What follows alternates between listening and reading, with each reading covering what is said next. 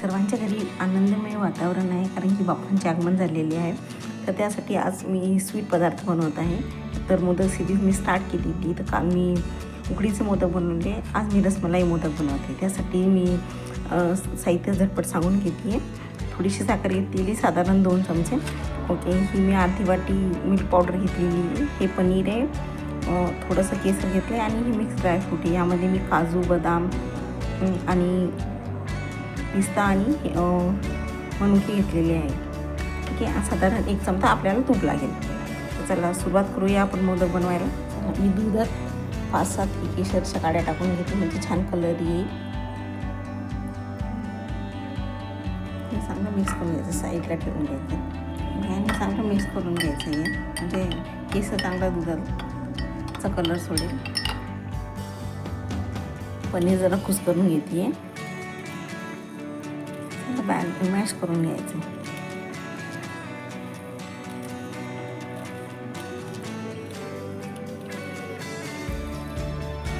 कढई तापत ठेवली गॅसवर आणि त्याच्यावर मी अर्धा चमच तूप काढून घेते.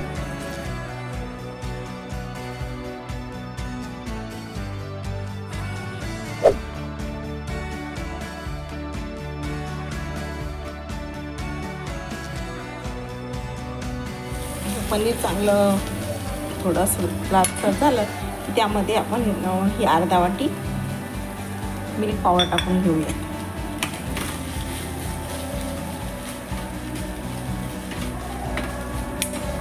पनीर चांगलं मिक्स झालेलं, त्यामध्ये आता केशराचं दूध टाकून घेते आणि चांगलं मिक्स करून घेते आणि याला चांगलं मिक्स करून घ्यायचं.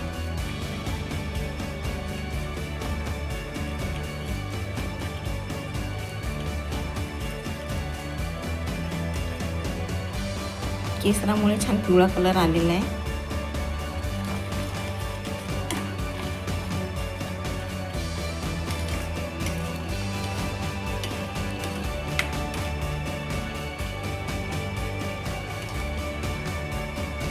तर या स्टेजवर आपण यामध्ये हे मिक्स ड्रायफ्रूट्स टाकून घ्यायचे.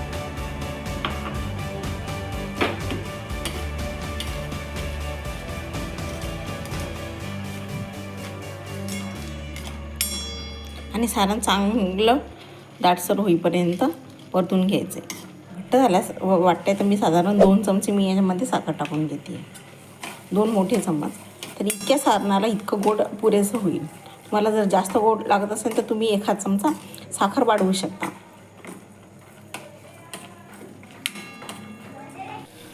तुम्ही बघू शकता मिश्रण असं दाटसर झालेलं आहे छान.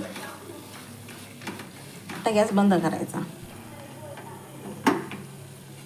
आणि साधारण हे सारण थंड होईपर्यंत साईडला 15 मिनिट ठेवून घ्यायचं आहे.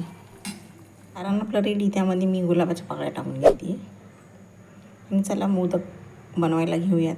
चला सारण थंड झालेलं आहे, मोदक बनवायला घेऊयात. हा माझ्याकडं छोटा मोदकाचा साचा आहे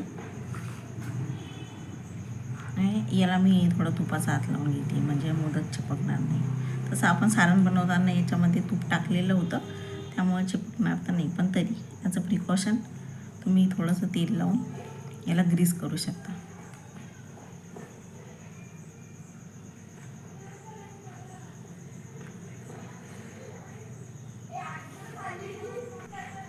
मी अशा पाकळ्या लावून घेते, म्हणजे मोदक सुबक दिसेल. दुसरी पाकळी लावून घ्यायची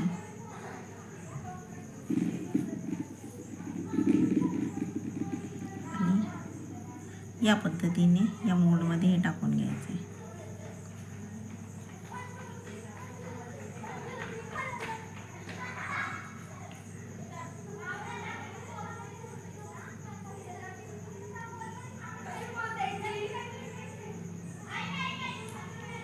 पद्धतीने बंद करून घ्यायचे.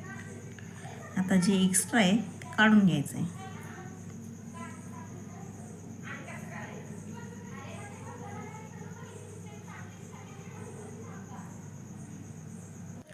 जे एक्स्ट्रा आहे ते सर्व काढून घेतलं आहे सारण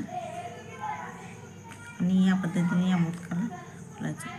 वा, किती छान टेम्पटिंग दिसतंय ना, बघू शकता.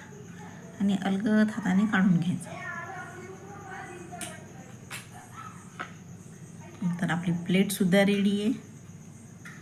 यावर किती सुबक दिसतोय. अशाच पद्धतीने मी बाकीचे पण करून घेते. सेम मोल्ड घेतला आहे आणि गुलाबाच्या पाकळ्या. रसमलाई मोदक आहे तर गुलाबाच्या पाकळ्या हव्याच. या पद्धतीने पाकळ्या लावून घ्यायच्या आणि सारण स्टफ करून घ्यायचं यामध्ये.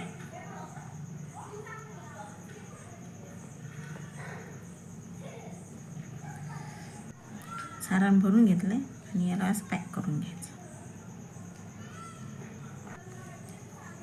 दुसराही मोदक आपला रेडी आहे, बघू शकता. मस्तच. या पद्धतीने मी बाकीचीही करून घेते.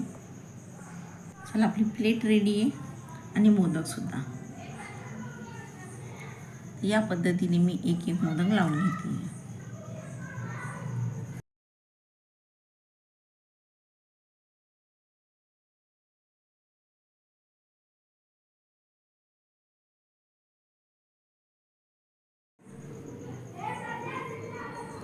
खूपच मस्त. चला, हे तुम्ही नैवेद्याला दाखवू शकता.